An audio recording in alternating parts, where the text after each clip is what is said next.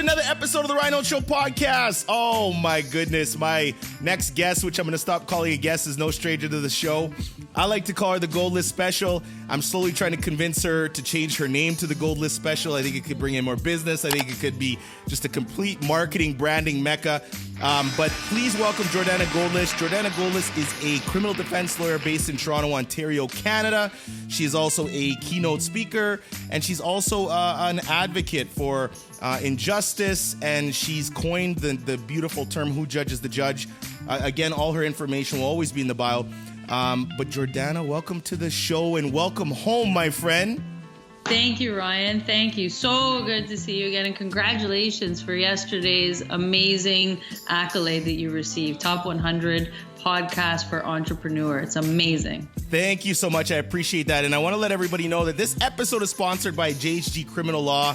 Guns, drugs, and murder is what Jordana specializes in. It's kind of funny because I was having this conversation the other day and I said, don't go to her with any kind of like traffic ticket or, anything that's somewhat minor. She doesn't do that. She basically deals with the heaviest of criminal offenses. And she's more than just a lawyer, though. She's more than just a litigator. I mean, when you go online and see what some of her past clients have to say about her, she really does care about what she does. And she really is kind of innovating her field, and she understands kind of what it's like to be on the other side. And Jordana is coming on our show once a month to really bestow a lot of her wisdom to our listeners and our audience.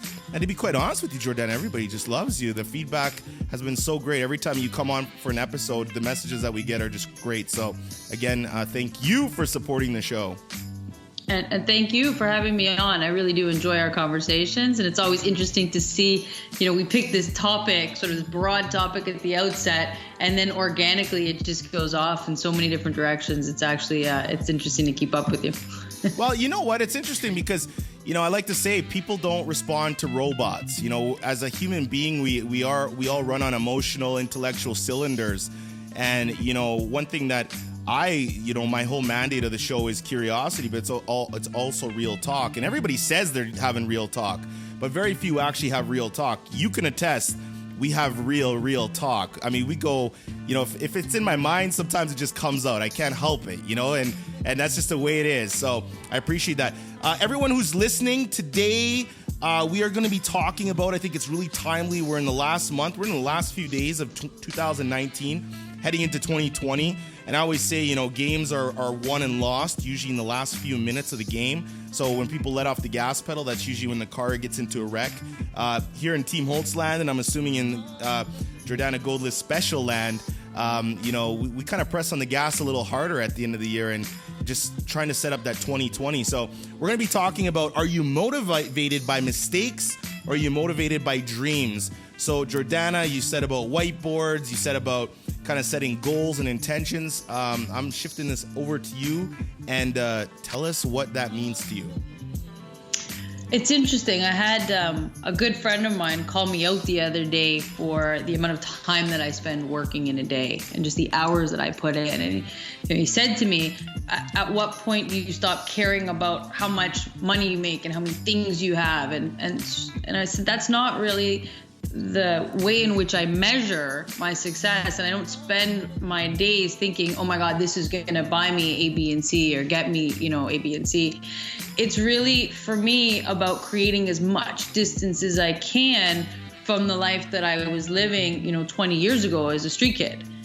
And so that was a turn that my life took. And now my goal is to get as far away from that as possible in order to be an example for other people who are maybe struggling to come away from that, as well as to be an example for society that looks down on people who are in the midst of their struggle. And to be able to show, we can't write people off really until they've written themselves off. And the people that have written themselves off, maybe you don't want to do that because you really can get yourself away from that if you work hard enough. And that's the thing, right? Like, I don't think I'll ever be in a place where I can just coast. You started the show talking about the car, and as soon as you take your foot off the gas, it slows down. And I think that's life, right? In general. And so for me, I don't want to slow down and coast and cruise if I can get closer farther away from the life that I lived, but always keeping it in the rear view mirror, because that is what motivates me to keep going forward and keep pressing on. So I think in some ways I am motivated by I don't want to call them mistakes, but certainly choices that I make that I wouldn't repeat. You know, I don't want to call them mistakes, because that's really what made me who I am today. And so I may have lived a life that I don't want to anymore, and I would never want to go back to that, but I've also never lost sight of it or the lessons that I learned from it. That said, I also have dreams pushing me forward, and I look towards those. And so every year, you know, you talked about whiteboard and it's New Year's Eve and resolutions and what's everyone going to do for 2020. I sit down and look at where I want to be in 20 years. And then I figure out where I need to be in 10 years to hit that 20-year mark.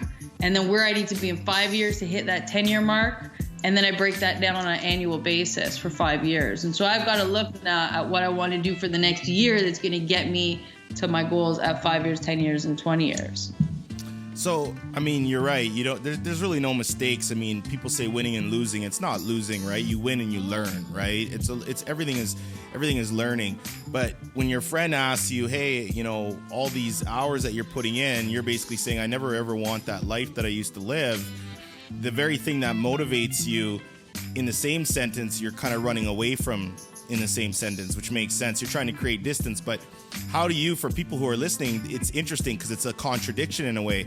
The very thing that really motivates you and gets you jacked up and is probably a huge proponent of where you are today is also the same thing you're scared shitless of. So it's interesting, right? What do you, and so many, I think most people are kind of like that. We kind of look at our mistakes. It's funny, right? We've talked, in depth. How long?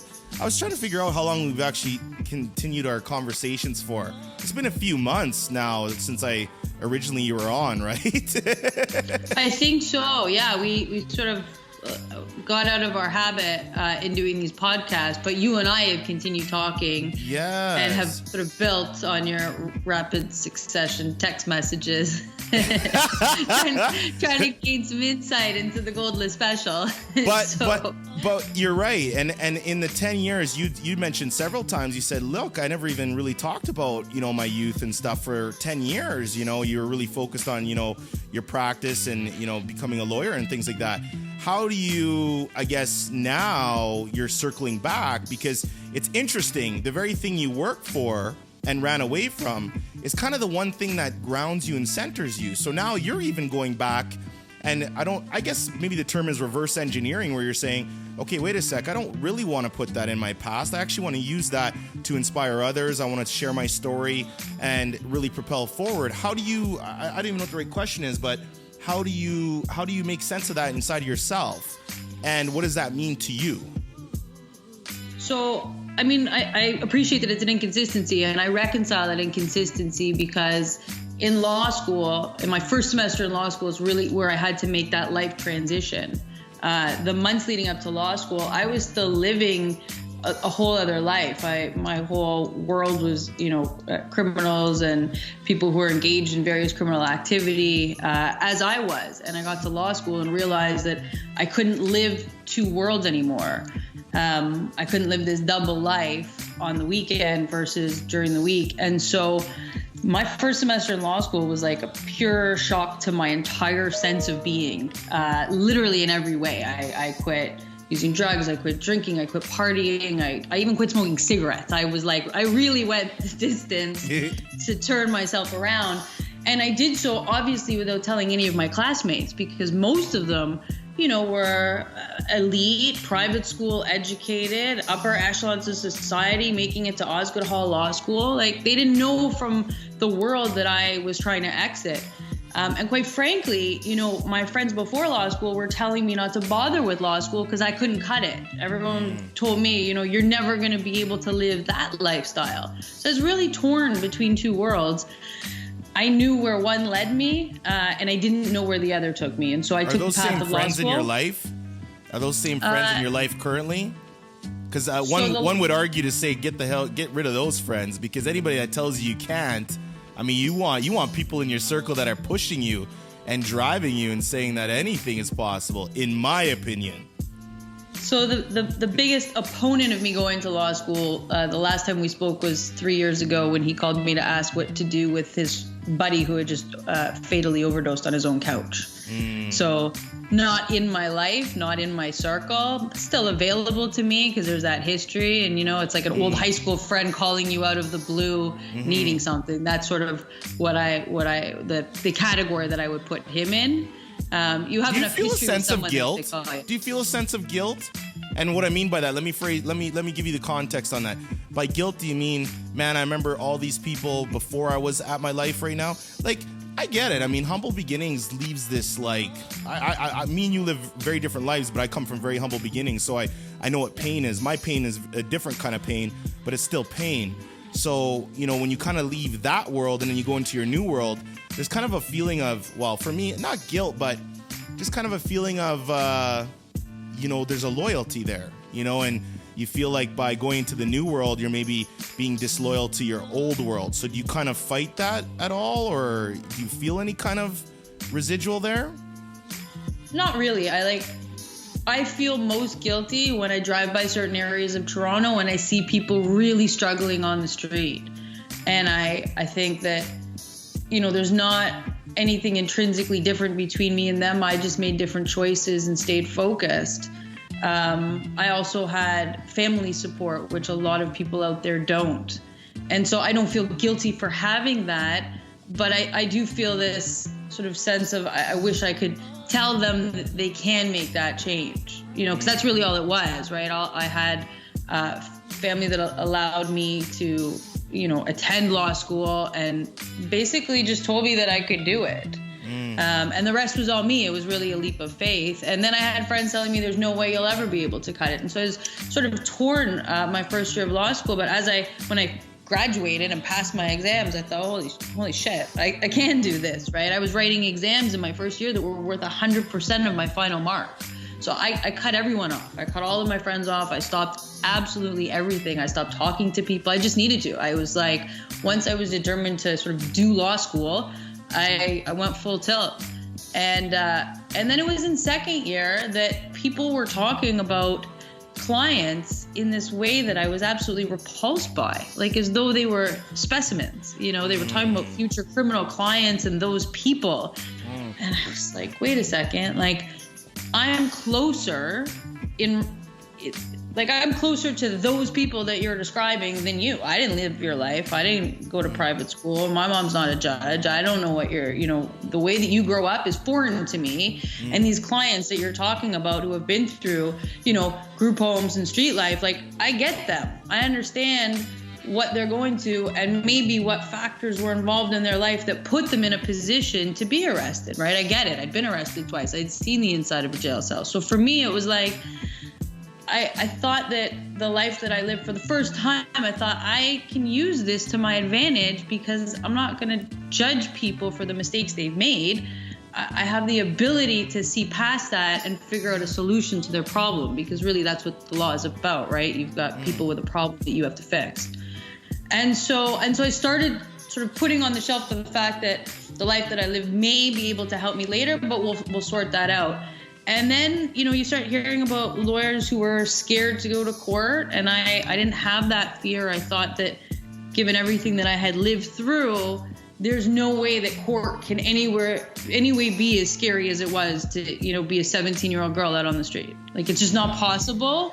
So to be scared of walking into a courtroom didn't make sense to me, given everything else that I had done with my life. And so I started seeing these like transferable skills in all of the adversity that I had been through that I was going to try to pull with me. The ability to survive, the ability to ignore your fears. It's not that they don't exist. They're there and they're very real, but you have to ignore them for the sense of your own survival out there.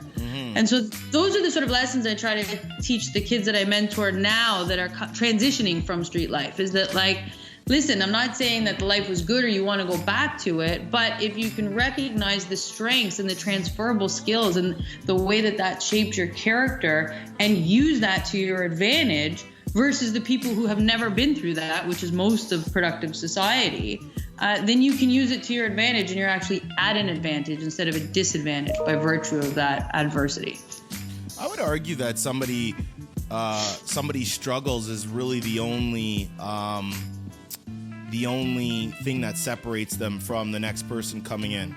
I think that people often spend a lot of time running from their struggles, and I think the struggles is the only thing that gives you a leg up on your competitor.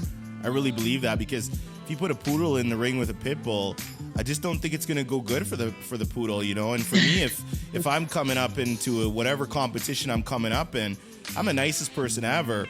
But when it's game time, I mean, I'm only going for blood, and I'm trying to get it over quick. And that's just the way I am, because, you know, my whole life, there's two thoughts for me. I have one specific thought that no matter what situation I'm in can get me completely jacked up. I remember my mom was alive, and I was young, and my mom was at one point she suffered from mental illness, and she almost went on this like extreme high. And I remember she got this cab, and we get into this cab, and I'm like, I remember thinking, can you even afford this cab ride right now? And I knew she couldn't, but she got into this cab. All of a sudden the cab guy's like, you gotta pay. And I think I was like 10 years old, and I can remember this clearly. She couldn't pay, so she drove us, the cab, to the cop station and started going crazy. He was this East Indian dude. And I'll never forget, the cop came out and told the guy to shut the fuck up, because he was complaining about this $25 fare. And the cop was like, clearly this lady's not in her right mind right now, and this little boy's sitting in the thing, and you're creating this big scene.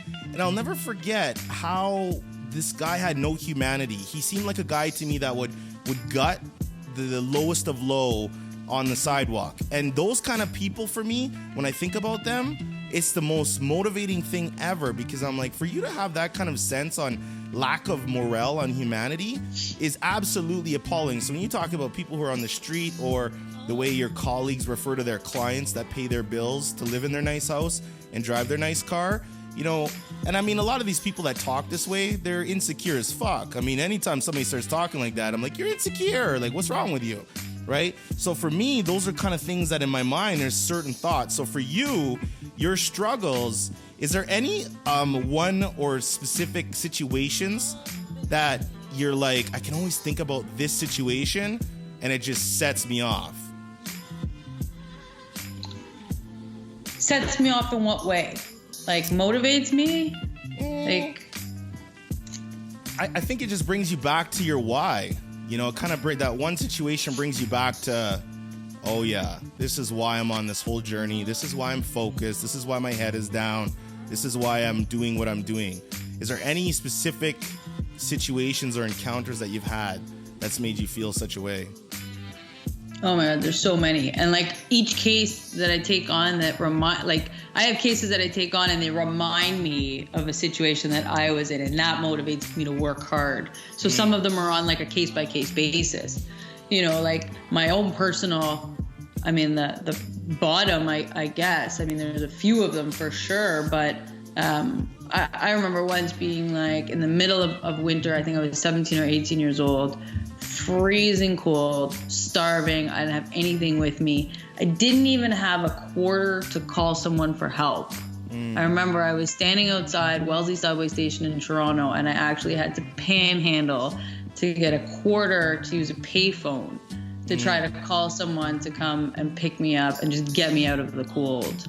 And I, you know, I just remember that feeling of having like nothing and not knowing where to get it from. And, you know, I could have gone back to my parents' house, but they wanted me to clean up and I just couldn't. I was like so far gone in my addictions that that wasn't an option in my mind. I mean, I had family that I could have, but you're so ashamed at that point to have lost everything.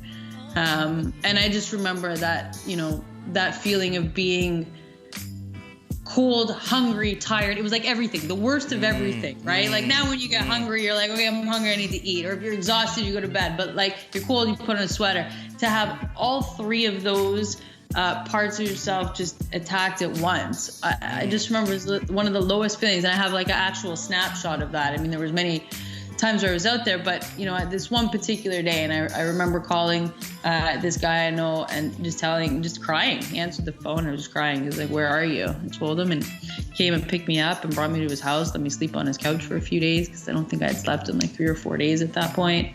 Woke up, fed me, and I went right back out.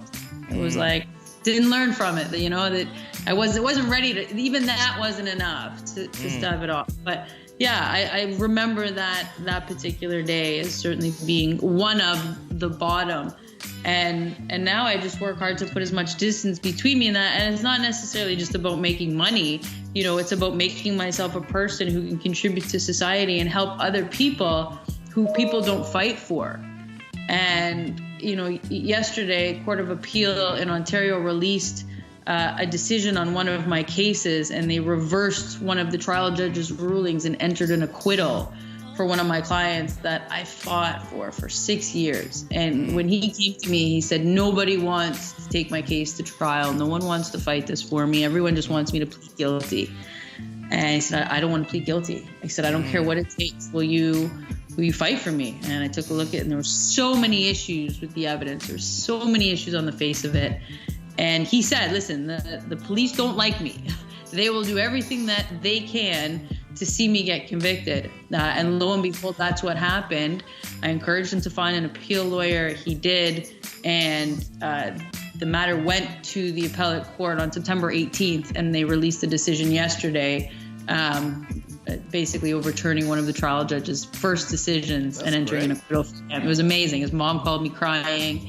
He called me crying. They couldn't thank me enough. Obviously, his appellate lawyer is most certainly deserving of the credit. I don't do appeals. But, you know, to know that I instigated that fight and did what I needed to do for him that gave, you know, the appeal lawyer the ammunition to get justice for this guy who had never seen it. You know, he entered the penitentiary system at 20 years old. You know, the system really created what he became. And for me to be able to fight for someone like that is why I put in the time and the effort and the work. You know, it's interesting. I mean, kind of circling back. So you're where you are now. Your work seems like your children. I know you said you're never having children, but you still have children. You have a business. So your business is always going to be one of your children. I mean, anybody who has a business knows what I mean by that. I mean, that's level of commitment that's, you know, worthy of having a child. I have children, so I don't think it's quite at the child level because I get poop and pee all over me and change diapers, and you know, I have to tell myself every day, I'm like, "Ryan, you're still sexy, man. You got swag." Nora and I, my wife and I, we're always saying, "Yo, man, we cool. We still got this," you know. And we try to put some, you know, sprinkle of flavor on it, but it's, you know, it's one of those things. Where do you know why? So 17, 18 years old. So you had family. Do you know why inside yourself you chose to, I'll use the word maybe sabotage or not respect yourself to the level that you should have? Because when I look at people who kind of maybe had an addiction or, you know, are constantly self-sabotaging themselves, it correlates with a level of or lack of self-respect. Meaning, if we say in 2020, here's my goals, and we know the work we need to do to get these goals, and we don't do the work, we're kind of disrespecting ourselves because we're not keeping our own promise to ourselves. Right. It has nothing to do with anybody else. We're running the race against ourselves. I really believe this. You know, when you start looking right or left, that's why when you look at sprinters or racehorses, they got blinders on. If you look right or left, that's like a tenth of a second. It's done. It's that beeline focus, right? So for you, do you literally know that's why racehorses do have those. That's why racehorses, they cover their eyes, because if they look at what the other horses are doing, they fall. Boom. It's a great acronym for how we should live, for sure. Boom. Stay in your own lane. Stay in your lane, stay focused, move forward, 100%. Absolutely. Do I know why? There's no one event in my life that I can point to. You know, out of all of the psychiatrists and therapists and drug counselors that I've seen, everybody wanted to think that there was some sort of underlying abuse. There wasn't. I have no recollection of any of that in my childhood. My mother is definitely not an addict. She, I think, smoked a joint once in her life and hated it. If she drinks too much wine, she feels funny and doesn't like it. Like, she's super cute. She just doesn't. She doesn't have that addictive personality. My dad does. I don't know him very well. He's been sort of in and out of my life throughout my life, but I know that he's had addiction issues. Very, very acrimonious divorce between my parents when I was 2. I was their weapon of choice against the other. So that sort of set up, I guess, the underpinnings, for my own sort of conflict, like inner emotional conflict. I didn't talk to anyone. I was raised as an only child. So my mom was busy hating my dad and my dad was busy hating my mom. And I was sort of caught between them and didn't have a sibling to go to. You're an interesting person, though. My God, I do find you fascinating. This is why I kind of, I try to chip away. No, because you talk about emotions and your lack of, you're like, I'm just not good with that. I don't express that well. But then at the same token, like you kind of do. It's really interesting, I don't know. I mean, you kind of go back to even your circle of friends and stuff like that. And I think that, everything all ties in, right? You and I have talked at length about, having a circle of friends that are like, it's just a tight circle. It's a great circle. And sometimes when you move on with your life or you want certain goals, I mean, some people just don't follow that and they just don't go with that. And sometimes that's when the hard decisions have to be made, because if you're trying to reach capacity on yourself, trying to be the best version that you possibly can of Jordanna, I mean, people aren't just down. It's just human nature. Some people just aren't down for that.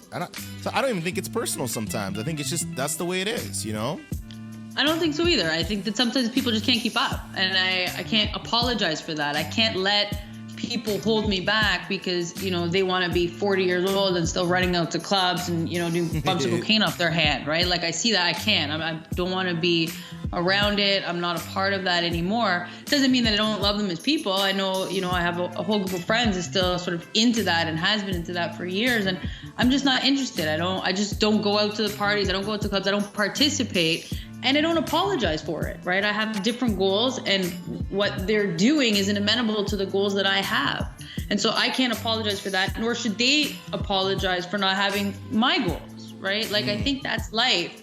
And sometimes you just diverge. I'm just the type of person to not tell someone, oh, I can't be friends with you anymore. I don't ever cut people off unless they do something to break my trust or my loyalty. You do that, and I'm like an off switch. I don't care who you are, how long we've been friends, what I've done for you, what you owe me, what I owe you. I don't care. Everything is severed. Like, you don't exist to me anymore when trust or loyalty is broken.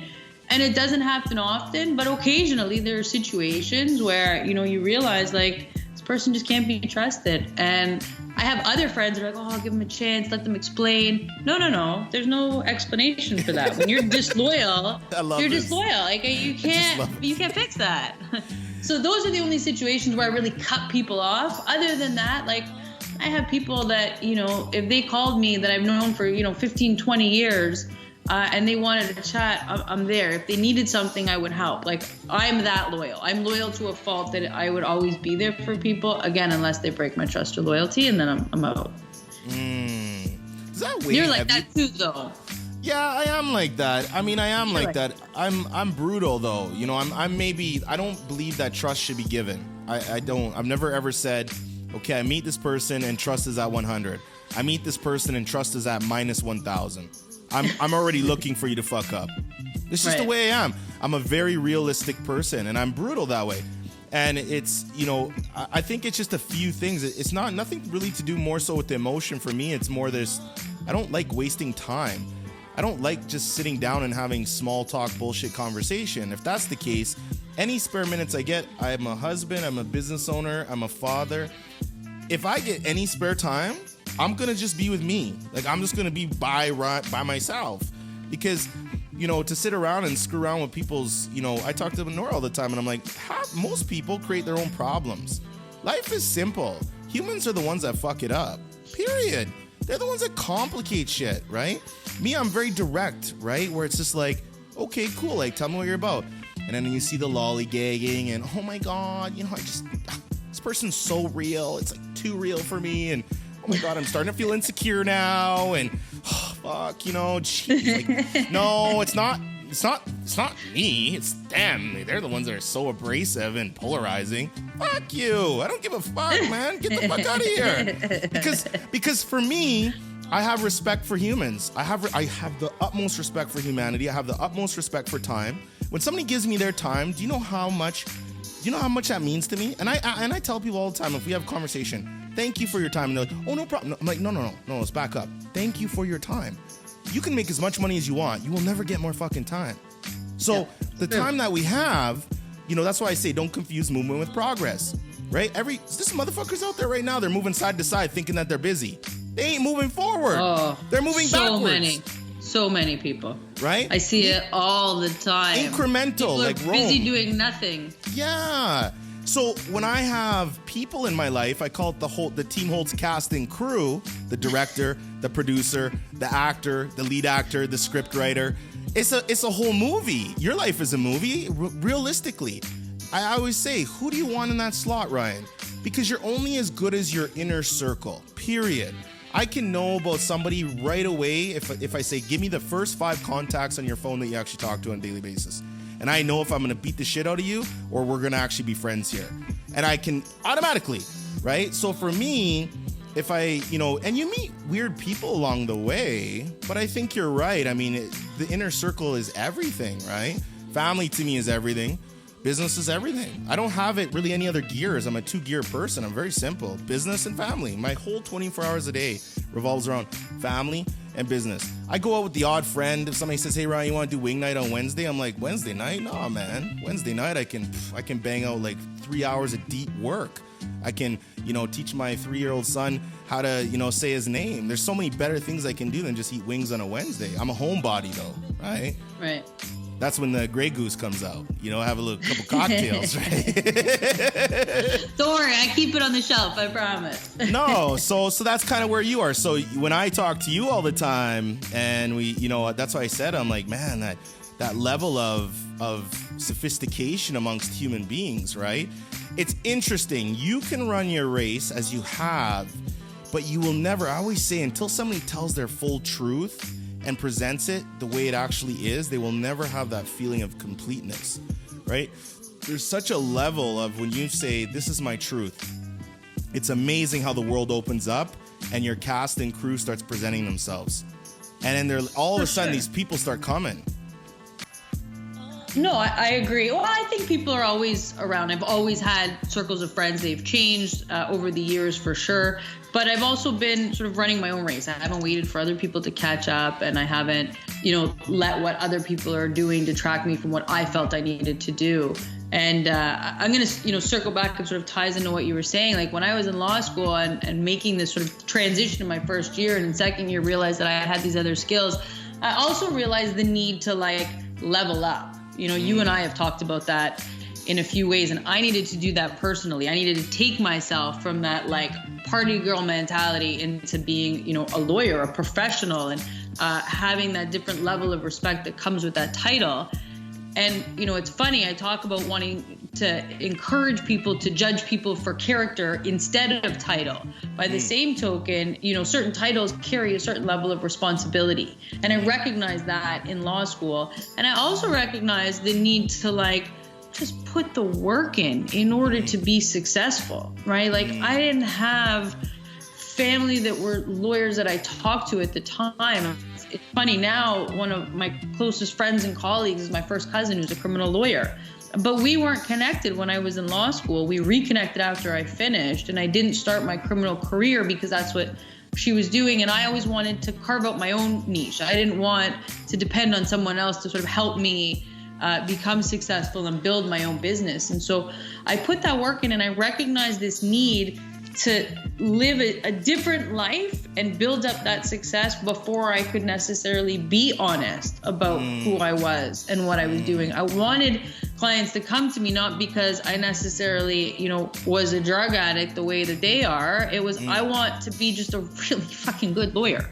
And I wanted to work really hard for people. And it didn't matter what my history was. I wanted to prove myself as that lawyer before people realized what my life had been about previously. And that was really important to me. So, from the time I entered law school at 25, until probably like a few years ago. I think I was 36 or 37 when I started opening up like little nuggets in an article about what my life had been about. And I started really slowly because, quite frankly, I was scared that I was bombing my career. I thought that if people knew about the life I lived as a teenager, they wouldn't hire me, judges wouldn't respect me, colleagues would be laughing at me. Like, I was concerned about all of that. Hold that thought, because this is a good point, because I want you to continue. There's a level of credibility that has to be established, right? Right. And there's a level of, like, I asked this question, even some other guests I've had on stuff that have done really well in life and are at the top tier in their game. I said, if somebody comes out and says, I'm going to be a business coach or a business consultant, but they've never built a fucking business, and then somebody else comes along and says, I built 5 successful businesses, who's going to have more level of credibility? The person that's talking about building the business, or the person that has built the business and then comes out and talks about how to build a business? Well, look at Shark Tank. Could you imagine the Shark Tank judges were like, first year university students? They didn't even have their, you know what I mean? Like, they can come across the way they do on that show and be as cutthroat as they are and offer the advice that they do because they're so damn good at what they're doing, right? Like, they've achieved that level of success. And so, yeah, it does add credibility, add credence to what you're saying. So let me ask you this, Jordana. Let me ask you this, though, because this is important. If somebody says, and this is for people who are listening that say, maybe I can't be a lawyer, maybe I don't have that, maybe I just don't have it, or maybe I can't be a business owner. There's a couple of roles that we can play in life. One's the commentator, the one that, let's think about a game, right? One's the commentator, talks about everybody else, critiques people, gives stats, very educated, and basically he's kind of like a mouthpiece to what's going on in the industry, kind of a play-by-play announcer, right? Then you have the coach. The coach, he's on the team, he's managing the team, managing personalities, managing players. Then you have the player who's actually in the game getting their ass punched and beat, and then going home, icing, coming back and doing it again. Do you think each role has different levels? Do you think they are all respectable in their own right? Or what's your opinion on that? And think about the question. It's a great question. So I think that they are respectable in their own right. I think that they come at the same game from different perspectives. And as long as they stay within their perspectives, then they have that credibility. So for example, a coach is analyzing plays. He's not teaching players how to improve their physicality. That's for their, personal coaches to do, their fitness instructors to do, right? They can say, you got to get stronger, but they're not the ones sitting there writing out a workout plan when they've got, their suits and the little beer bellies that we see on coaches. But they can sit there with the whiteboard and come up with the play-by-play strategy because that's how their mind is thinking. They're thinking about, analyzing how that play needs to go down. And they're thinking about it almost mathematically, right? Like how to overcome the strengths of the other team. So I can't fault a coach who hasn't necessarily played the sport or played at the same level that they're coaching. Same with the commentator, right? If that commentator talks about how easy a shot is, if you haven't played, shut the fuck up. You can't say how difficult a shot is, but you can say, that was a really beautiful shot. Or, oh my God, I can't believe you just missed. You can make those comments. You can also talk about the strengths and weaknesses of players because as a commentator, you're also an active observer, right? You're not a passive observer in the stand, but you're actively making assessments and comparisons of all the players. So you can comment on your own observations and your own critique.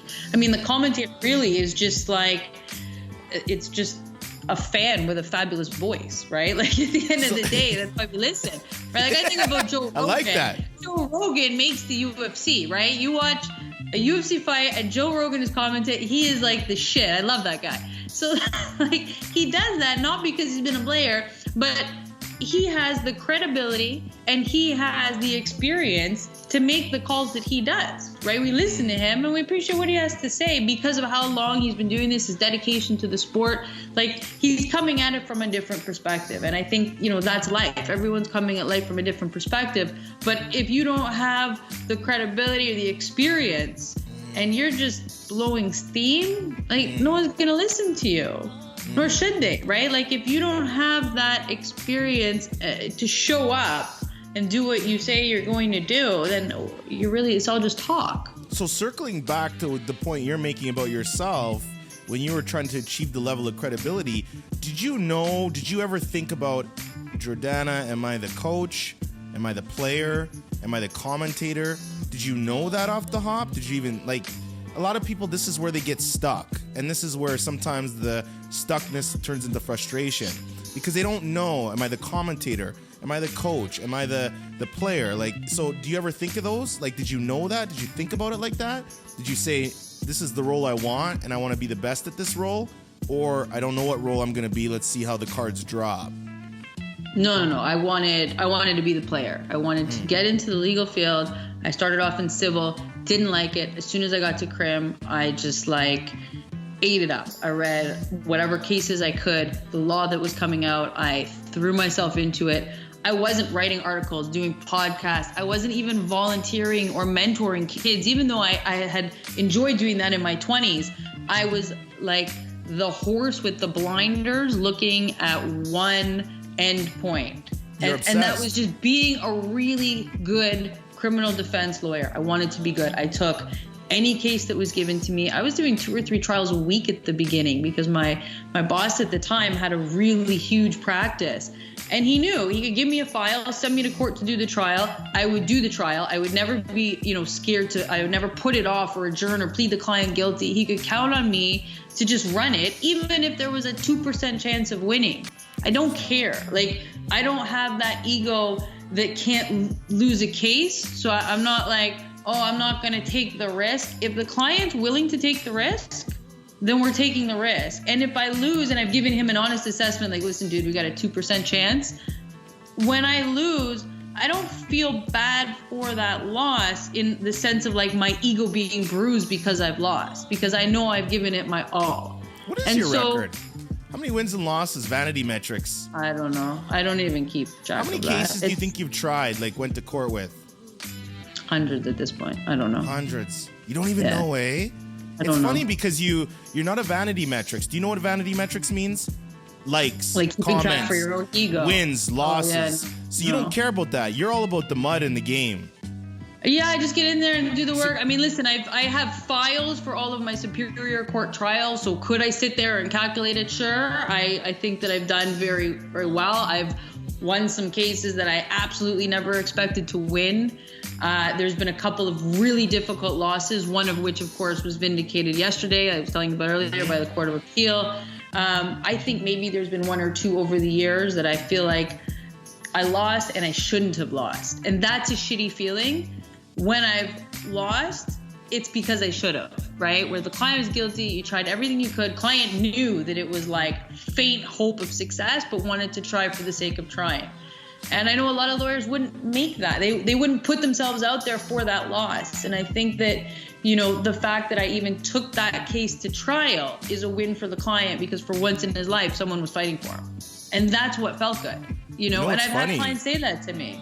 That's all they wanted was a fight. Our audience and we want to feel like we're talking to the best criminal defense lawyer. Do you know that if somebody called me from Tokyo, and even if you weren't licensed in Tokyo, I'd say there's only one person you got to call. It's Jordana Goldlist. Hey, who's Jordana Goldlist? Does she speak Asian? I don't give a shit. Don't worry about that. There's translators for that. She can get the job done for you. Don't worry about it. So I need to know, Sarah, you need to fact check Jordana Goldlist and make sure that her criminal record is really good. No, this is good. I like it. It is. I just don't keep track of those numbers because those aren't what matters to me. It's the fight that matters. I don't think, like I said, I think there's been 1 or 2 cases over the years where I was really disappointed in the loss. You never feel good about losing, but you can't look at it like that, right? At the end of the day, clients put themselves in the position they're in for the most part. Obviously it's hard. I know that your podcast reaches people in different countries. What's happening in the States is an absolute travesty with their wrongful conviction rates. We definitely have a better system here in Canada. I think that accused persons are definitely better represented across the board for the most part. But, you put that work in, and I think that as long as the client knows that you've done everything they can, then at the end of the day, if they're factually guilty and they're found guilty, you can't own that, right? That's what I think keeps some lawyers stuck. And I don't think you can. You just do your best to move on to the next. So let's talk. Okay, so you're a practitioner at what you do. You got completely obsessed. Now you're coming out feeling like, my God, and my professional side is great, but I've now uncovered that I'm an extremely, amazingly emotional person who loves to talk about love, flowers, and iced tea with Grey Goose and some Henny. Now, all of this combined, which I think it sounds fantastic. I'm going on my own thing here, but I think it sounds great. Now, that being said, truthfully fact, put the hand up. I swear, I'm telling the truth. I'm under oath.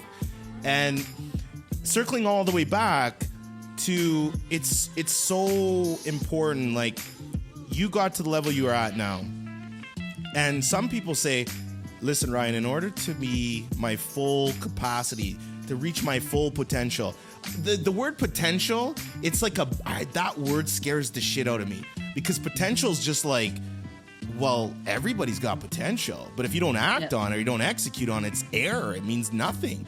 To me, it's like a disappointment, because it is. Can you imagine somebody and the more potential someone wastes, the more disappointing it is. You're like, wow, you could have been something amazing. Yeah. Could you imagine somebody says, hi, Jordanna, my name's Ryan Holtz, and I used to have a lot of potential, and I didn't do anything with it. I mean, you're like, so basically, you're not a loser, but so you might want to think about that. Now, here's the thing. How do you... So some people say, Ryan, I can't drink, I can't do drugs, I can't smoke, I can't do anything. I got to keep completely clean. I can't do anything. I got to go to yoga, I got to work out, I got to drink lemon water, I got to drink some green shit juice and all that stuff. And then I'm at my full capacity. And then I can execute on the work. When I hear people talk like this, I do respect that. But then I think about it and I'm like, okay, Ryan, what do you think of that? Like when somebody says to you, okay, I don't drink, I'm like, okay, that's cool. But for me, I feel like there's an element there that means they have to have the circumstances have to be in their favor. To me, I think people do great work. The greats do amazing work when their shit is not in their favor. Like you woke up and you're like, oh shit, I partied last night. I'm not saying you got to go out and do drugs, but man, you just had some drinks. And you're like, the next day you didn't know, but that was the day that was going to change your life for the next 25 years of your life. And that person, the greats, they step up, they're like, fuck it. I'm at 50 right now, but I gotta go. Some people are like, oh my God, I don't got my green tree. I didn't do my 5 a.m. club. I didn't do my yoga and this and that. And they're just fucked. Like, what do you think of that? There's a level to me that I respect and I love, because I'm like, great. You have that routine. You're self-aware. You know what you can do. You know what you can do. Then there's also a level that I'm like, but life comes and slaps you in the mouth. And there's that kind of little, percentage that to me is the game changer. What do you think? Well, I don't do drugs anymore. I'm 15 years sober now. No, I know. But I do drink, and I do think you have to enjoy life. Yesterday I went out for a great meal to celebrate the success for my client and had a couple of drinks. I will never let that interrupt what I need to do the next day. So this morning I was up at 6 a.m. I was working. I knew I was going to be chatting with you, so set things up.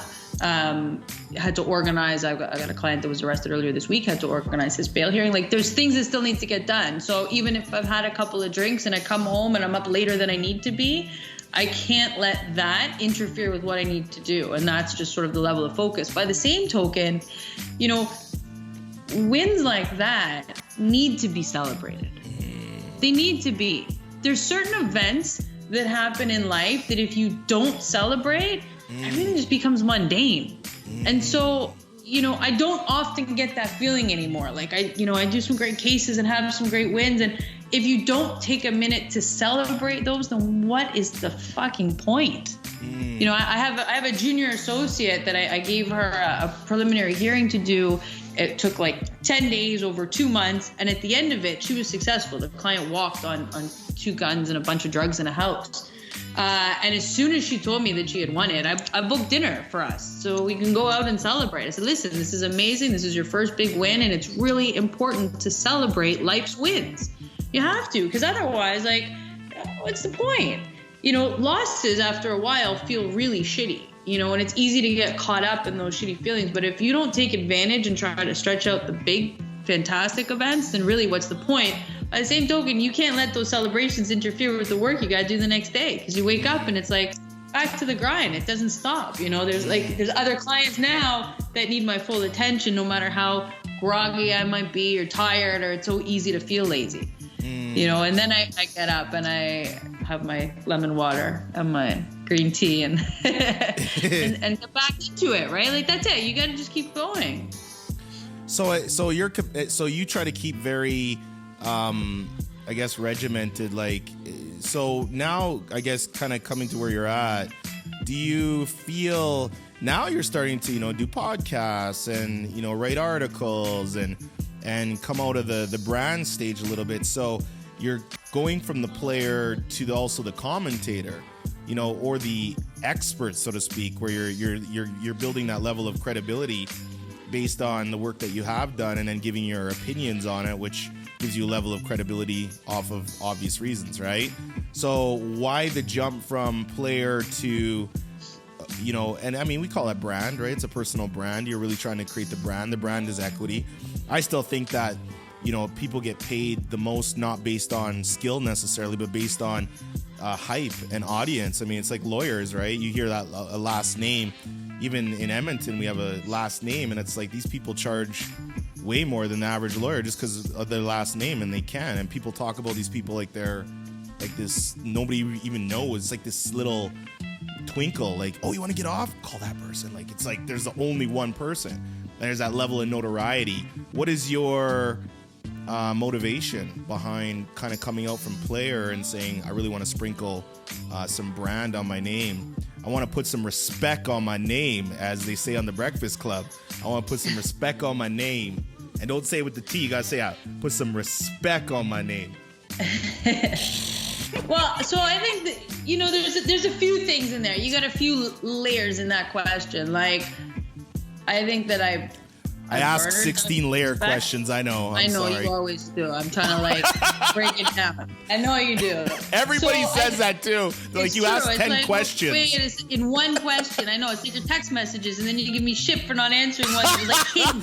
It was hidden in the Hold layer. on. No. That's okay. Wait a sec. No, we got to go back to this now. So then, hold on. Wait a sec. And then, okay. So then, here's what's interesting. So Jordana plays it cool. I'm like, okay, fine, you know, awesome. And then I'm like, I'm stuck to respond to that. Like, to the clock, within 36 to 48 hours. Yo, man, you G-bombed me? You G-bombed me? I'm like, what the hell is G-bombed me? R-bombed. You R-bombed me? Yeah. I'm like, what? You're like, well, for somebody who says, you know, we should be stepping this up and this and that, you know, this is very basically disappointing. So you still take note of it in the back of your head. So you like the response. Yeah, of course. Okay, so now I don't even remember your question.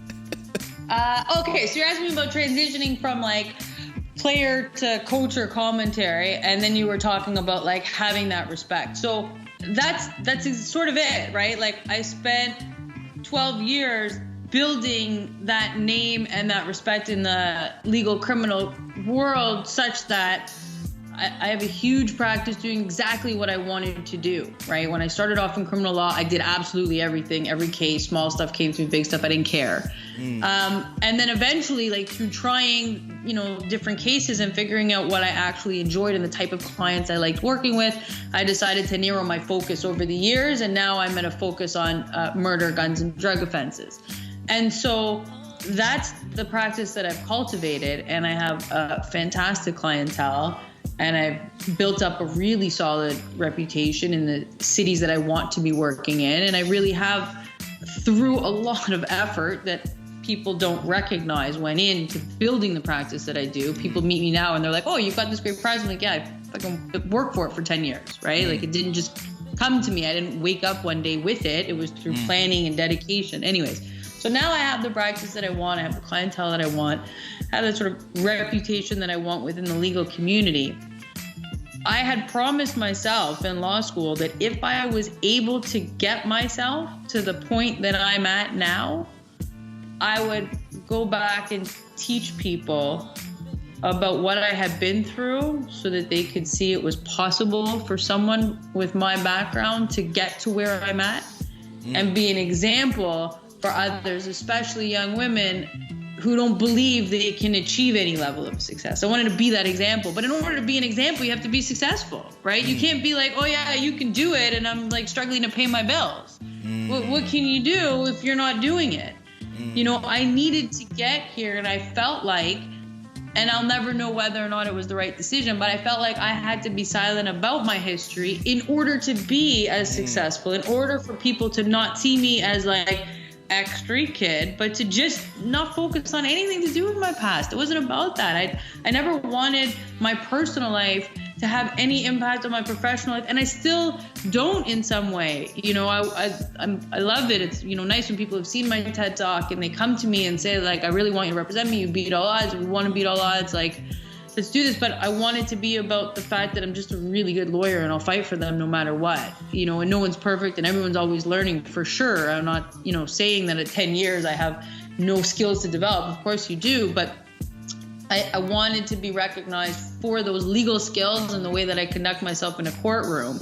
But once I achieved that level of success that I felt comfortable with, I wanted to be able to be that example. And so now I am coming full circle and trying to like mentor kids and mentor university students. And I'm also developing a workshop to take into universities next year to teach people to ignore their bias and start judging people based on their character. Because if you were going to judge me on my titles that I held as a teenager and into my 20s, like there's no way I could have the career I have now.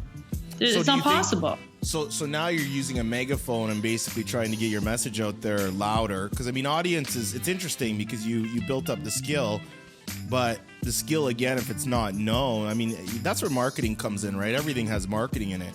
It's how many eyeballs can you get on whatever your message is, right? Which creates notoriety around the message itself, which is audience, right? And everybody's day trading eyeballs. It's all you do all day long is day trade eyeballs, right? I mean, how many, you know, views are you getting there, or how many people are there, or what are you getting on there, right?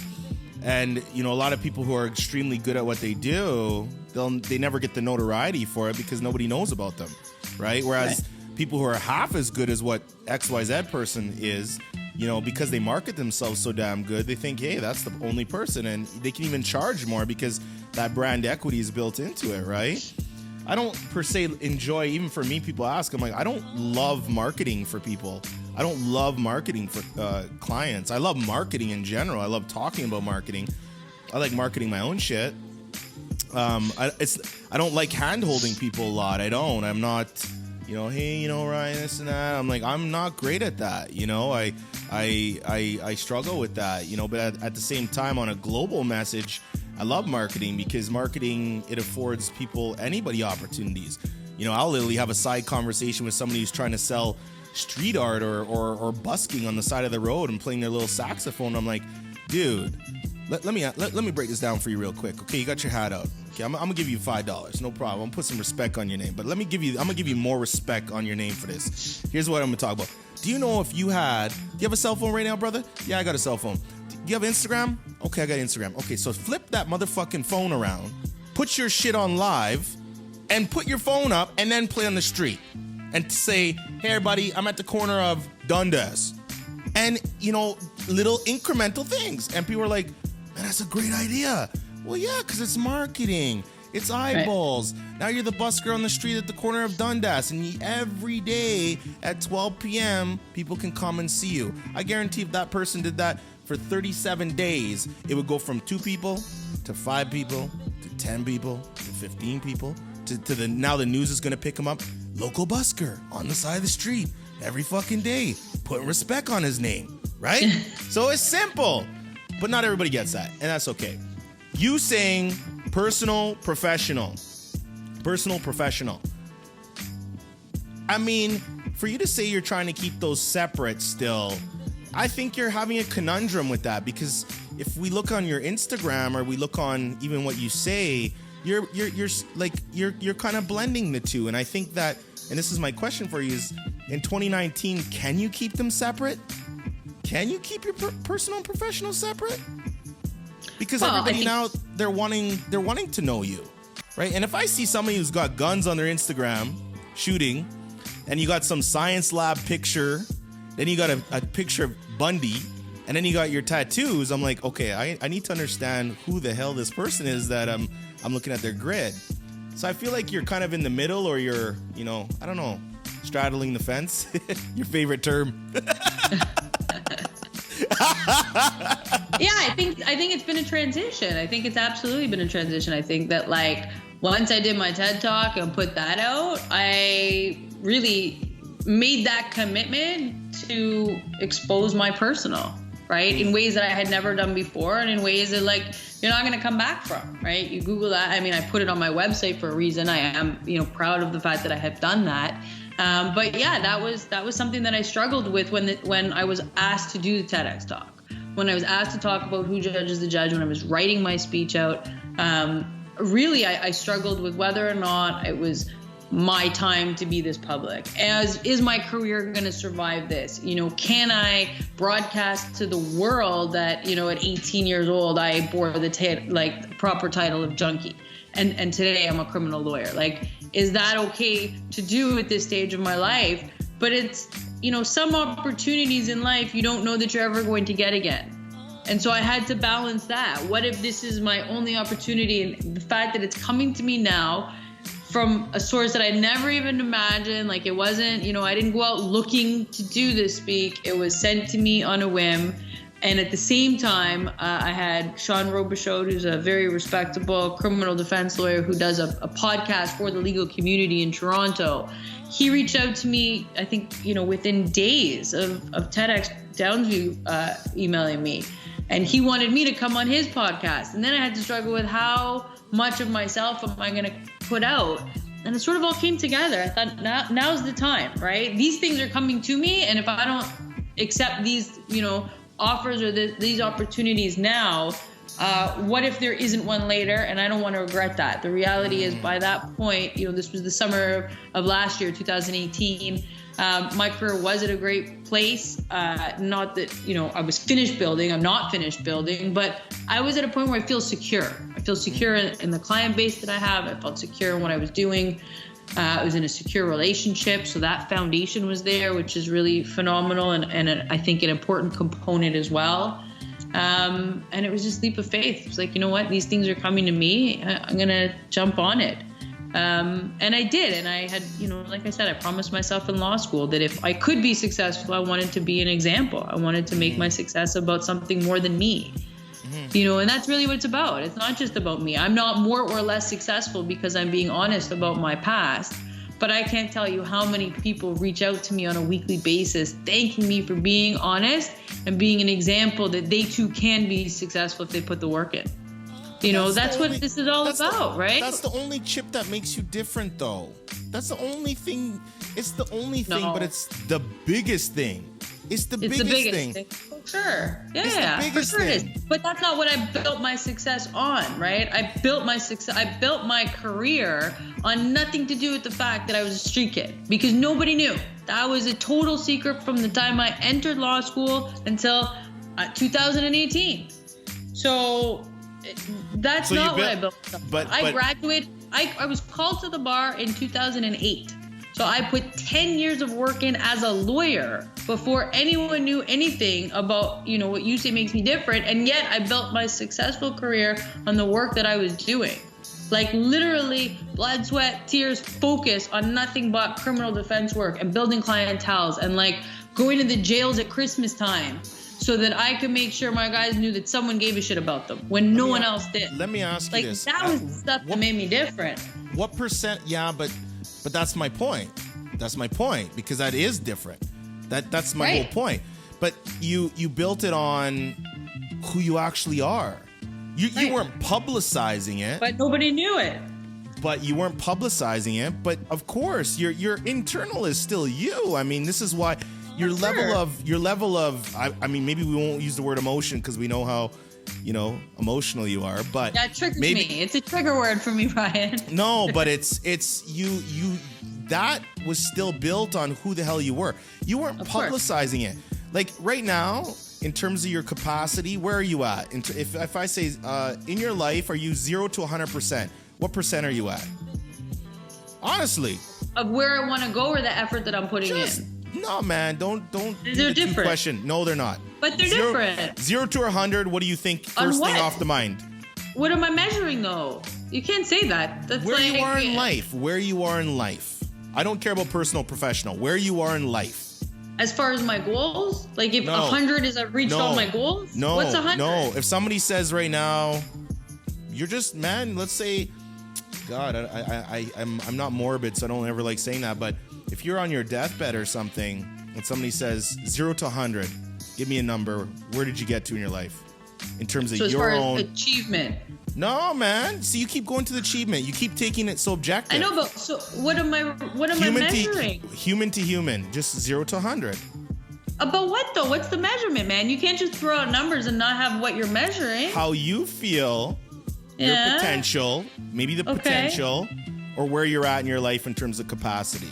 Not in achievements, just how you lived your life. But well, I don't know. I've gone through so many stages. And each one is built up on the other. How I built my life. Like for 10 years, I was a drug addict. So I don't know.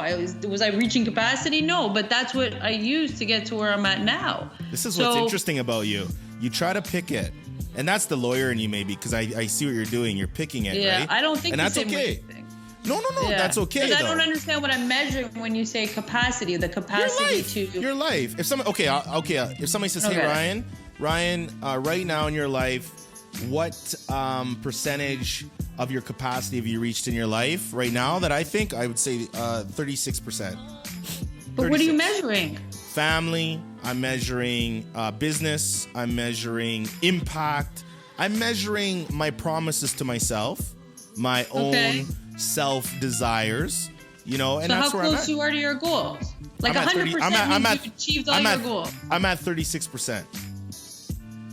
Because you're 35 years old? No, 36. Well, 36. I mean, I think I'd like to live. So I'm 35, but I calculate I'm at 36%. What did you calculate though? What do you add up? How I feel in all those categories and what I've done, and based on my own prerequisite, not everybody else's prerequisite. This is such a great question. So I think that I would say I'm probably at 50%. Okay. I think I'm halfway to where I want to be, and I think that each phase in my life is bring a springboard off the next, and I'm sort of passing now from one phase to another. When we talked about moving from like player to coach, like I think I went from water boy to player, and then I think that coach comes before commentator. I feel like to be a really good commentator, if you understand strategy and movement, then you're going to comment better than you would if you just jumped into that role. And so I'd like to see, coach come next, in the sense of like reaching out and helping others. And then eventually, I mean, I've mentioned before that I've written a book. That's sort of my commentary on what I've done and where I've been. And yes, it includes the blueprint, just like you asked. But I think that's sort of another phase.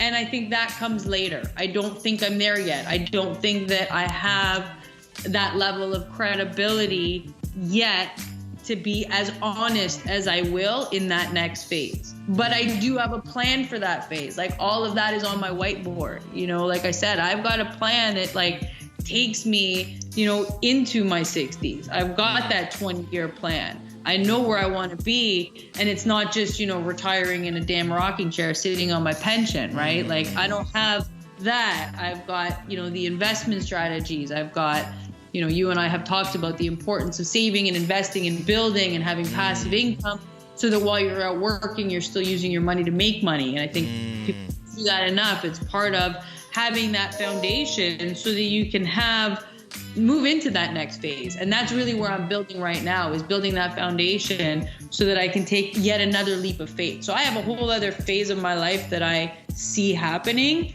that I'm not ready for yet. I haven't built enough of a foundation yet. Just like if you had come to me 5 years ago, said, I want to have you on the show and I want you to talk about the lessons you learned as a street kid and how that impacts you now, I would have told you to go fuck yourself, because I was not ready to tell the world about the life I lived as a teenager. I didn't think my career was ready. I didn't think that I was personally ready for any like negative feedback. It took a lot for me to come to a point where I could be honest. And that's really what it was. It was like being honest with the whole world around me. So I wasn't ready. Obviously am now. I expect that to continue building and that momentum to sort of generate over the next few years. And eventually, I think it'll take another 4 or 5 years before I'm ready to move into that next phase. So when we talk about capacity, I would say I'm at 50%, and I'm happy with that. You know, I don't think that I'm lacking a 50%, even though I have so much more to do and so many more places to go. No, your glass is half full. Like, it's not a lack. Half full, not half empty. And on purpose. The water jug is there. I see it. I'm building it up before I pour into that glass. And that's on purpose. I think that things have to be calculated in order to be done right. Yeah, no, they do. I remember you saying your cost-benefit analysis, right? You're all about the cost-benefit analysis, right? Always. No, I mean 5 years ago, I wouldn't have asked you to be on the show because I didn't even know what the hell a podcast was 5 years ago. So I mean, so look at that. I mean, and life, now you're top 100 in the world. No, I mean life evolves. Life evolves. I mean, I don't know.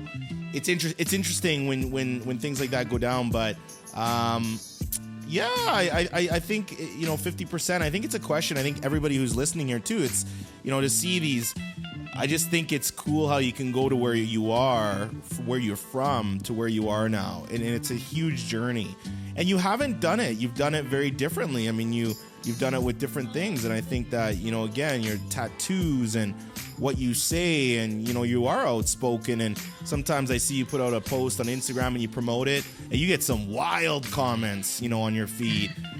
People from people telling you to go F yourself to, why are you wearing those shoes to, I'm like, what the hell? Like, and just what do I call? I think the word would have to be just straight up gnarly. I'm like, wow.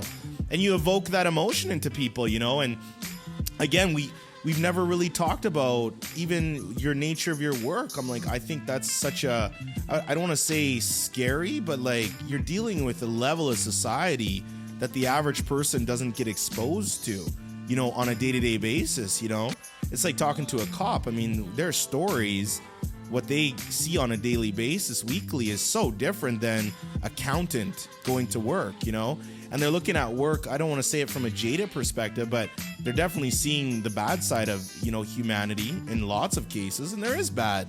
There's really bad, And then there's injustice, which that's a whole nother level, right? How do you keep those separate? Like, the one we talked a week ago or so on the phone or whatever, and you sound so chipper. And I'm like, how do you, like, and I asked you, I'm like, man, how do you deal with like murder? And you're reading and then you're like, yeah, I'm just reading some blood splatter analysis. And I'm like, oh yeah, that's, I'm just having my espresso.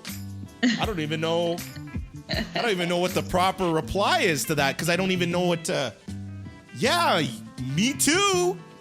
What? Like that's like, oh, yeah, okay. Like, how do you, like the average person, I'm like, do you just be cool about that and respond like, yeah, no problem, Jordana. Cool, man. Have a good Saturday.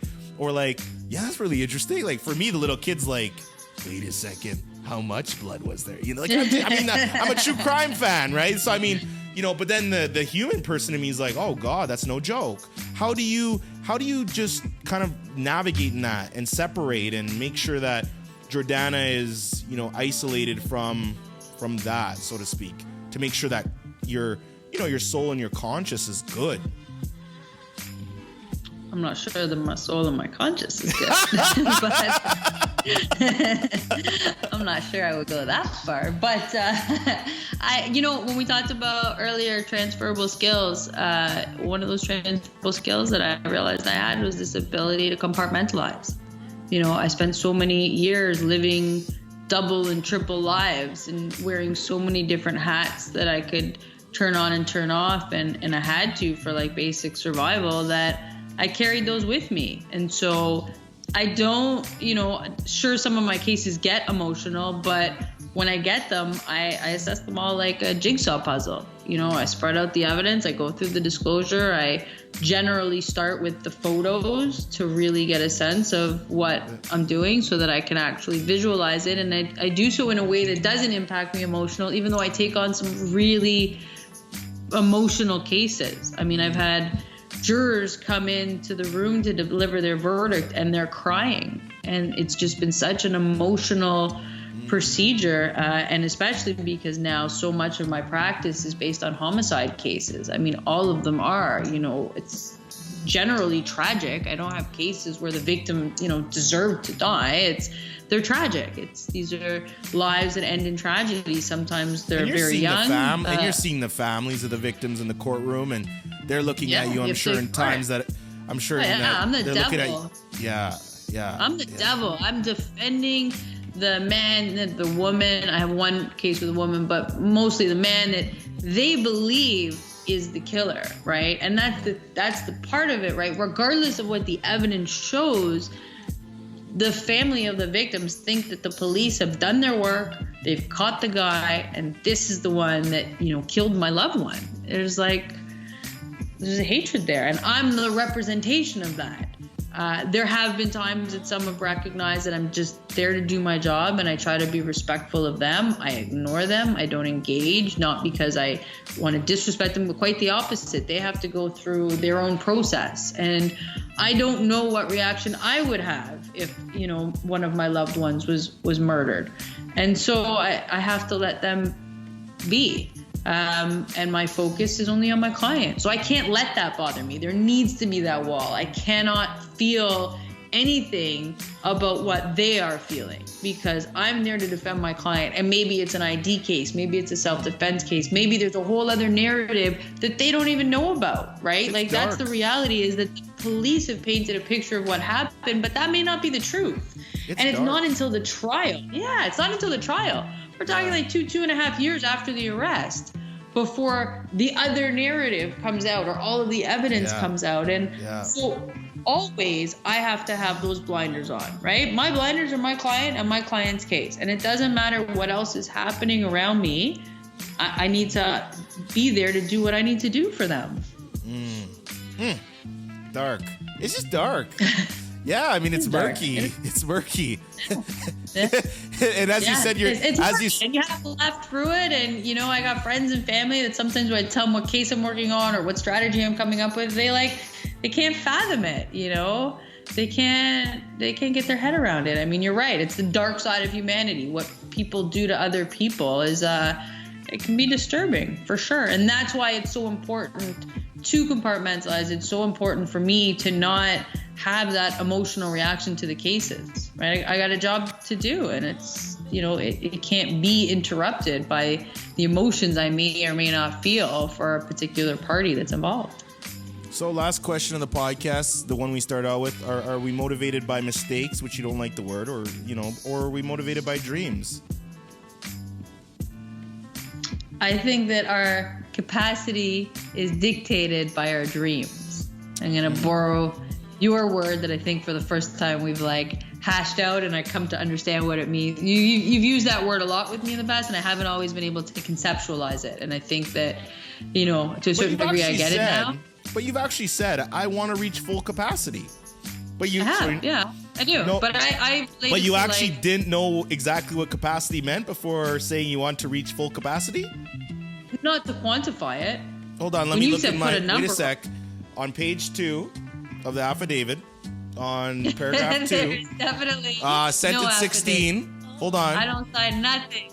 Yeah, I would like to, can I present this to the court? Thank you. Okay. You can have a look at it. All right.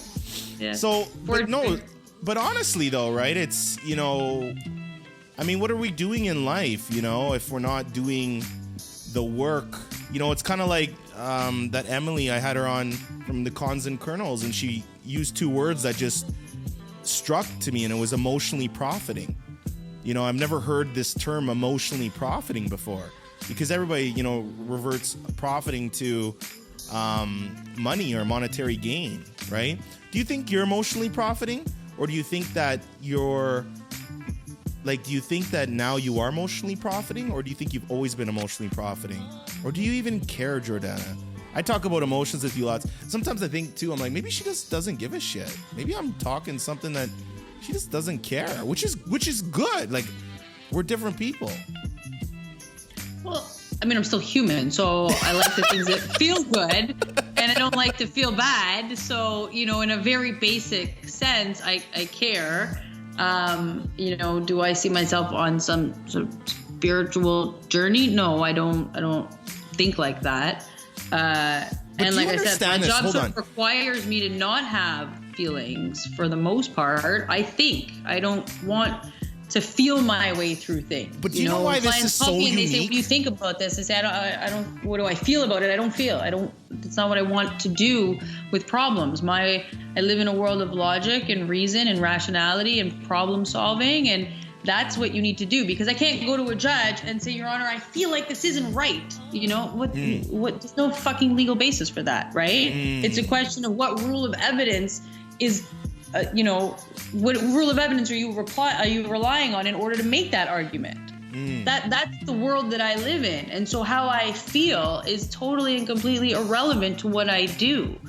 And I don't know if that mentality existed before I was a lawyer, or I've sort of adopted that as a lawyer. But, for the last few years, sure, I do what feels good, and I want to avoid things that feel bad, because that's just the basic mechanics of being a human being. But I'm not looking for a life that fulfills me in different emotional ways or spiritual ways, quite frankly. Like, I want to live really well, I want to be successful, and I want to help show other people that they can be successful, and I want to help show successful people that not everyone starts out where they did, right? Like, if I can achieve that, then I feel good, right? It feels good when I can bring justice to my clients by fighting for them. But while I'm fighting, because it feels That's good. Emotional. For sure. But does it advance me emotional? Am I looking to profit emotionally? I don't know about that. I'm looking to be an example and help other people achieve their success, and really expose some of the undersides of our world and how they've come to exist. I think that's one of my goals, and if I can do that, then perhaps we can actually come up with some solutions to the real problems that are existing in society. I have respect for your perception. I do, not perception, perspective, because I think it's unique, and one of the reasons, even having you involved with the show, and again, right, with advertisers and sponsorships, I'm very cautious on those, and I haven't even taken on, I just don't, because I want something that's so different and organic and very, even if you think the last hour we've been talking, hour and some, if you hear that conversation and listen to it once it's up, people don't talk like that open. You're navigating through feeling complete, not vulnerability, maybe vulnerability, which I don't think is bad, but you're actually talking out why you do what we do. Humans don't do that. Humans have a lot of problems and apprehension with even doing that. I think strength is in that, And I think emotional, for me, I don't think, we need to walk around like emotional basket cases, because I think we make a lot of bad choices. You represent clients that only need you because they got really emotional and did a bad thing. Whereas I'm sure they're sitting there going through logic and saying, God, maybe I should have walked away. Maybe I shouldn't have did that. I'm not saying all of them, but I'm saying some of them. Because some people make mistakes. There's good people that make mistakes. There are some people that are like, oh, no. This was, I'm ready for, I'm doing this. This is, but. Oh, yeah. But emotional. There's bad people, and then there's good people who do bad things. Of course. I agree. I agree. Of course, right? So for you, but it's interesting. So over the course of time, you're like a coconut, right? I think you want to be cracked. I do think you want to be cracked. I really do. I really do. I must, because I keep coming on this show and I keep talking to you, and it's true. And you from the first time we ever talked, you're so real. It's like, this is me, take it or leave it, and I want to know about you, and I don't want to know about superficial bullshit. And you cut right in. And it threw me off guard. I mean, we've talked about that. You came in like a firefighter with an axe, chopping through everything, wanting to get to the fire. Yeah. And you've done that. And I enjoy our talks because it doesn't stay superficial. It's not like, what case are you working on now? Who cares? Let's talk about why you're doing what you're doing in life. But why I do that is respect. People. But why I do that is respect. It's because for me, and people, people listening, I mean, even all my interactions of people I come across every day, or, whether it's business or personal or speaking or whatever, I meet so many people, very seldom do I care. yes, I care about the task at hand. Yes, I care about if we're a professional and I'm here to do great work. I'm going to fucking kill it. I care about that. I'm like you, I'm a practitioner at what I do. I think about this shit. I read books. I study humans. You cannot be in marketing and not try to understand fucking human beings, right? We talked at length about how you sell a jury. You're going out there and selling your milk and potatoes too. When you're building a case and doing an argument, that's sales, man. That's understanding what is going on here. Or, you're looking at the jurors' faces and you're like, that one is not with me. That juror, I can see it on his eyes. He hates me. He hates my client. Okay, we're gonna have to come back around. Let's go to Lucy Lou over there, chilling out, who's like, put some respect on my name. I don't want to be doing jury duty right now. I got a motherfucking business to run, And then you got the other guy that's like, man, I know a guy that was just like that guy. I don't like that guy. You're dealing with personalities. My point to this whole mess is that I think it's important to really cultivate when, how somebody says, oh, you and I, we think the same. There's a commonality here. Don't worry, if it's meant to be, it will be. Fuck that. If I'm addressing that shit right now and I see that shit, you just told me, yo, man, when the criminal lawyer dude with the podcast reached out, hey, I got to do this. When the TEDx reached out, hey, I got to do this. You don't know if it's going to come back around. You don't know that. Right. You don't. So, you never do. So for me, I treat relationships like that too. And I think that everybody's looking to put everything in a category. What kind of relationship is it? Is it a friendship? Is it this? Who gives a fuck? Yeah. Is this person going to challenge me? Is this person going to bring value into my life, whether it's personal or professional? Is this person gonna make me think about things a little differently and give me different perspective? Can I grow with this person? Maybe this person needs my help. Maybe I can help them grow in certain aspects. Maybe we can continue the dialogue. You don't meet those kind of people every day. I don't meet those people sometimes in a year. So if I meet somebody, which I met you, I'm like, no, I gotta fucking crack the coconut a bit. But other than that, if you see me in other conversations, you'd be like, that's Ryan. I'm like, yeah, take care, man. Have a great day. Deuces. Boom. Yeah, I don't see that. Yeah, I can't. I can't imagine. And if you want to do small talk with me, like, yeah, no. Yeah, cool. No. How's your family? I'm compassionate. And yes, if somebody ever needs help, oh my God. Yo, man, I'm here to help. But I don't want to invest my time in stuff that's not going to give me time back. Cost-benefit analysis. And I do that with emotional. You need to. I think that you have to. What's cool is that, I cracked your nut and then you're like, man, you started picking up some pieces and coming back. I liked it. I was like, it's what? Great. You make me think about things in a different way. And I do. I appreciate that. And I appreciate the effort that you put in to do that. And for whatever reason, I didn't push it away. I wasn't like, I don't know who the hell this guy is. Stop fucking calling me. I don't want to do podcast anymore. I'm out. It was like, no, we had some great conversation here. Yeah. We don't come at things from the same perspective, which I really like. Like, we are prepared to challenge each other. Yeah. And that's where you grow, right? Like, we get diamonds out of pressure, right? Diamonds are made out of pressure. They don't just appear.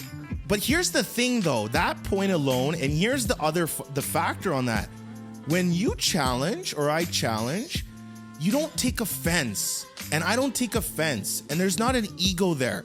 That, to me, in a lot of other encounters I've had, even if you do connect, all of a sudden this ego comes in and somebody takes an offense. Or maybe I did offend you, for instance, and you just run off. But, you come back and, like, you offended me. But, like, have the conversation.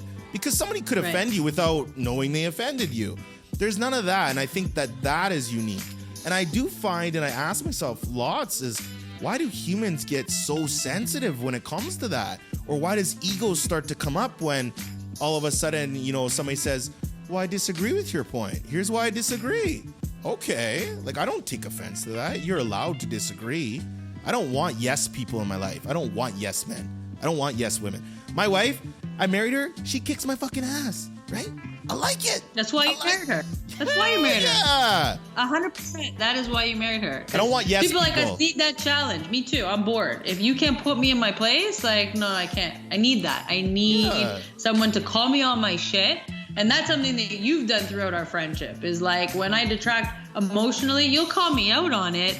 And it's like, I've got very few people in my life that call me out on anything at all. So when I meet people that are prepared to call me out on my shit, I'm like, you know what? I like that. And like I said, the same way I don't have the kind of ego that can't take a losing case to trial, like what I would perceive as a losing case. I also don't have the kind of ego that when you challenge me, for me, I look at it as like, you're giving me a different perspective to think about. You're not telling me that my perspective is wrong. Maybe it is, maybe it isn't. But the only way to know that is because you're challenged, right? Like, if I don't challenge you on the way that you see something, you're always going to see it that way. When maybe if you saw it from a different angle, it opens up new doors to you. And like, I think that we as humans grow through challenge. Same way a diamond is shined through pressure, right? Like, that's what it is. You're putting pressure on another human being to be better. And I think that's at the end of the day what it's all about.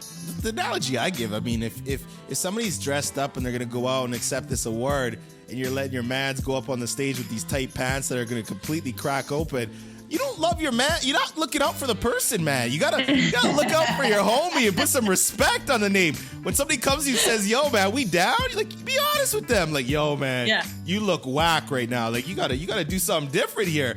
I'm just being. I gotta be real with you right now, right? Jordanna, as we wrap up here, is there anything you wanted to add? Any words of wisdom or statement? Again, the topic of our show is, are we motivated by mistakes or dreams? We went all the way around and up and down, but there's a lot to be taken away. So the last note goes to you. I think we always go around and around, and I think that it's always an amazing discussion that we can both grow from, and hopefully our listeners can also pull tidbits that are helpful to them moving forward. I think that I have tattooed on my entire back a piece that reminds me of the life that I used to live. And it's on my back because that's what needs to push me forward. I have it tattooed so that I never forget where I'm coming from, but it's also not going to stand in front of me and block my path. It pushes me from behind. And so I think that we can be motivated by the mistakes or misfortunes or situations of adversity that we've been through. But I think what we always need to keep in front of us, like the racehorse with the blinders on, is the goals that we have and the capacity we're trying to reach and the life we're trying to live, because that's what we need to move forward for. So that's my take. Everyone, this has been another episode of the Rhino Show podcast. Again, sponsored by JHG Criminal Law. Jordana's information will be in the notes section. I kind of giggled to myself because if somebody ever reached out to her, they would never tell her or me it was from this, because nobody's going to come back and say, "Hey, my cousin murdered somebody, Ryan. Just so you know, I got a referral over to Jordana." But you know where to find her. You can do it quietly. You can do it anonymously. It's none of my business, but she's there at your service. Again, really cool. Top 100 iTunes under entrepreneurship in Canada. Really excited about that. It's really interesting because they say something like 97% of podcasts fail before they even hit episode 30. We are now on episode 81. And realistically, the first, half a year, I didn't take the podcast seriously at all. So this is really probably the last 6 to 9 months worth of work consistently. We have some great guests coming on the show. We have some great things happening for you. Again, please leave a review on iTunes, Google Play, Stitcher, and SoundCloud, wherever you consume the podcast. And always remember, curiosity should be your motherfucking mandate. Have a great day, everybody.